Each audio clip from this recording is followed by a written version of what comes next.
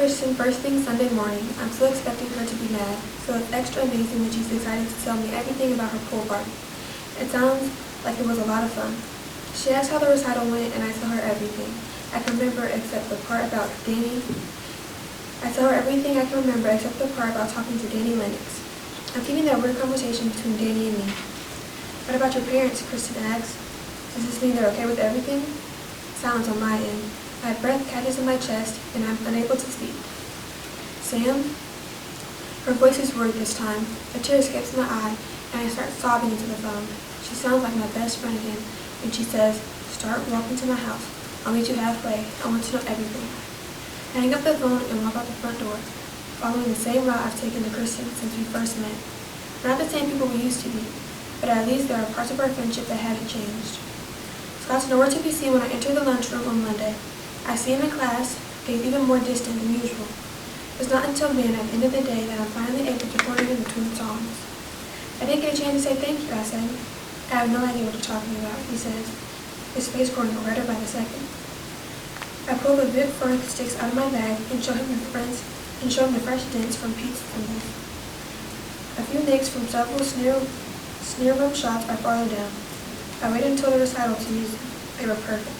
He takes a quick look at them and smiles. "I'll tell Jessica you like them." I shake my head. "Sure, you go ahead and tell her that." I put them back in my bag and took a seat behind the bass drum. I close my eyes and breathe deeply as the booms and cracks of the percussion section lift me into the air and swallow me whole, tossing me back and forth in my rhythmic imagination. I head to Pete's house after school on Monday for my regular 3:30 lesson. I never want to be the musician who doesn't show up on time. He's in his basement when I arrive. I hear the loud sounds of drum cases being moved, so I head downstairs to find him unpacking a brand new drum set. It's nothing fancy, but it's shiny and new, and that alone impresses the heck out of me. "What's this?" I ask. "I'm giving you a drum set," he says. My heart leaps so quickly that I nearly barf right on the floor. "You bought me a drum set?" He gives me a disgusted look. "Are you out of your mind? Do I look like I'm made of money?" "This new one isn't for you." He points to the corner, where the decrepit remains of the old, beaten-up student set is dismantled and covered in dust. "That one is yours." I look at the set I've played at each and every lesson.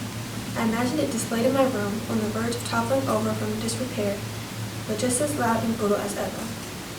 "You're really giving this to me?" I ask, my eyes welling up with tears.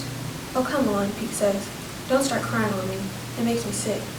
He sets up a ride symbol on the shiny set and says, "It's not a big deal. I needed a new student set for years. It makes sense that you should have the old one. You can't beat on Calvin and Hobbes for the rest of your life. Just keep quiet about it. It'll be a headache for me if another student finds out I gave it to you. If anyone asks, I'll tell them you stole it. Got it?" I nod, and even though it will make him sick, and I'll never hear the end of it, I let myself cry, just a little. Pete sees me nearly breaking down in his basement, walks over to me, and gives me a small hug. "Thanks," I said. Yeah, he says. "Just know that if you quit on me now, my head is going to explode, and it won't be anywhere near as entertaining as it sounds." "I'm not going to quit." "You better not. I'll go home and convince your mom to let you bring this pile of trash home." He pulls an envelope out of his pocket and hands it to me. It says, "Miss Morse" on it. "You give that to your mom, okay?" "What is it?" I ask. "My official terms for continuing to teach you," he says. "Something we can all live with."